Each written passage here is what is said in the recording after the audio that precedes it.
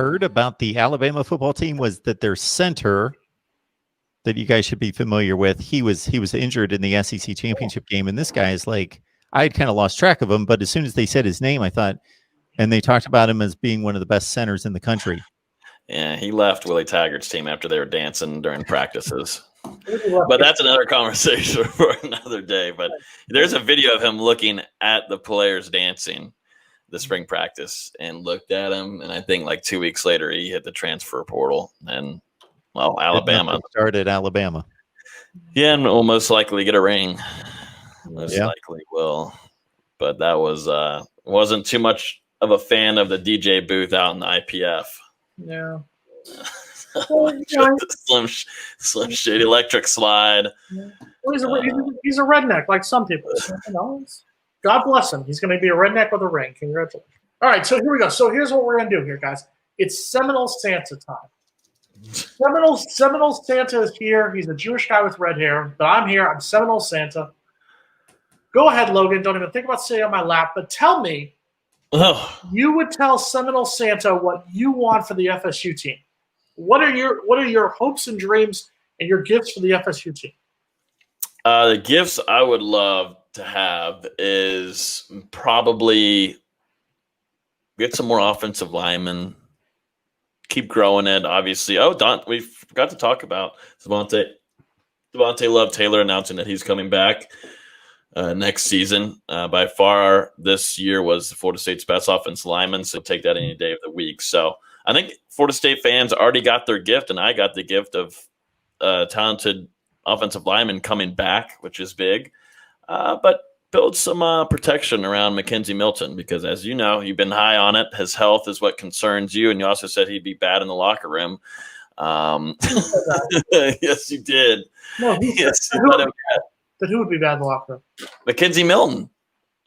I thought it would stir it up. You thought it would stir up bad mojo in there. No, I said that he had the best arm in the quarterback room. I said he doesn't have two working legs, which, by the way, was confirmed to me by several UCF people, both members of the coaching staff and members of the media, who confirmed that the reason he didn't play this season was because there was concerns about his mobility.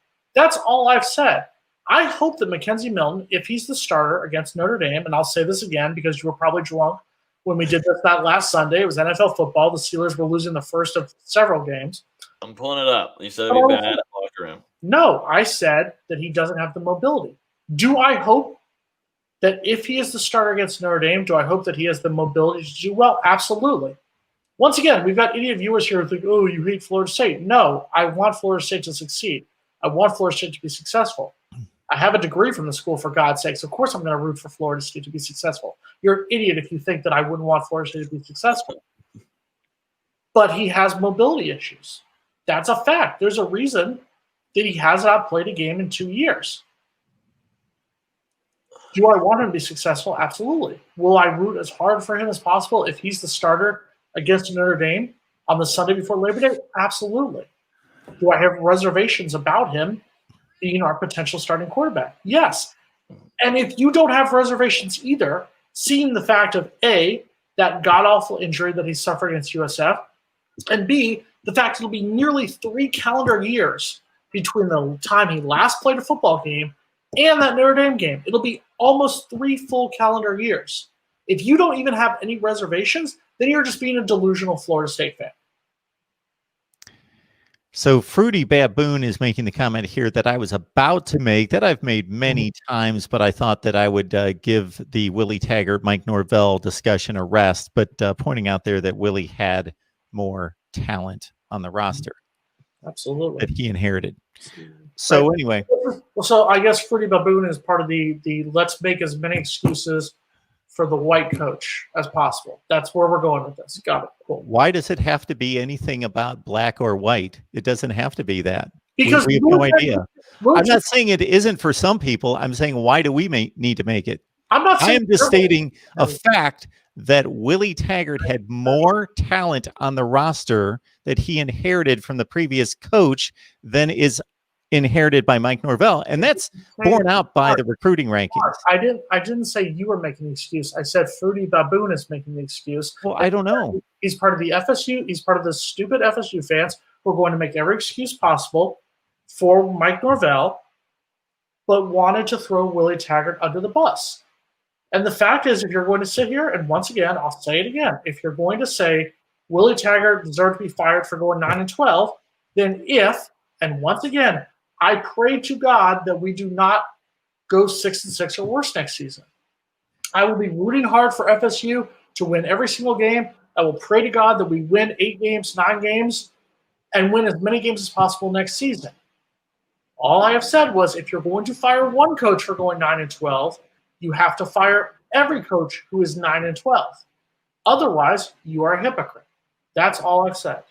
And the only thing that I'm saying in response to your reaction to Fruity Baboon's comment is that Fruity Baboon. Hang on. Fruity Baboon. Hang on. Is that I know that the statement that you're making about the people out there as Florida State fans that unfortunately made a judgment on Willie Taggart and didn't want him based on his race, those people exist. That's horrible. Unfortunately, we live in this world, and that I don't know if that's 10%, 40%, 80%. I don't know, but I know that they exist, and that's horrible. I'm just saying that you can't say that everybody that says Willie Taggart did a horrible job is in that category. Yeah. Once again, Mark, don't twist my words. I know you like to. I'm not trying to twist your words. I did not say every single person who was against Willie Taggart. I've said, God damn, I just keep repeating myself here. Willie Taggart got fired because we were 9-12. Willie Taggart got fired because we were 0-5 against Clemson, Florida, and Miami. I've been saying this for the last year now. So here, I'll say it again for the 5,000th time. We all know why Willie Taggart got fired. Did Willie Taggart deserve to get fired after 21 games? No.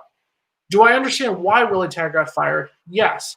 All I have said was, if you're going to fire one coach for being 9-12, if Mike Norvell is 9-12 after 21 games, if that happens, then you cannot keep him and say, oh, well, we're on the right track. If you fired a different coach for having the same exact record or a better record and say that he wasn't living up to FSU standards. If Mike Norvell is 9-12 or worse after 21 games, he's not living up to FSU standards. If that's the excuse we use to fire Willie, that's the excuse we have to use for Mike. I never stated that I had an issue with you pointing that out. I don't have an issue with that. If I'm running the show, I'm not just saying 9-12 versus 8-13 means 9-12 is better than 8-13. We know that statistically it is, but you got to weigh the culture, the environment. What else is going on here? For me personally, but there's no question. The offensive line. You think the offensive line was better? Okay.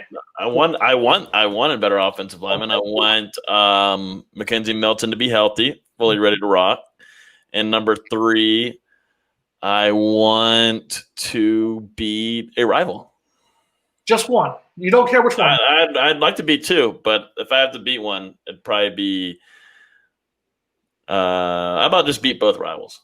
Well, obviously we want to beat both rivals, but if you could only beat one next season, which one do you want? I want to beat Miami just for the way they killed us this year.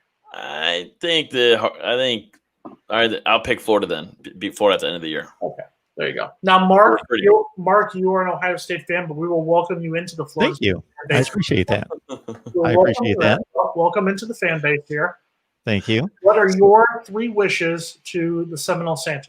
So I'm going to add on to Logan's 3 wishes for presents, so I don't want to repeat those. So certainly Mackenzie Milton having great health this season and being able to play the whole season would be phenomenal, because that was, in my mind, an early Christmas present for the Florida State football team to get Mackenzie Milton. And the locker room. Phenomenal.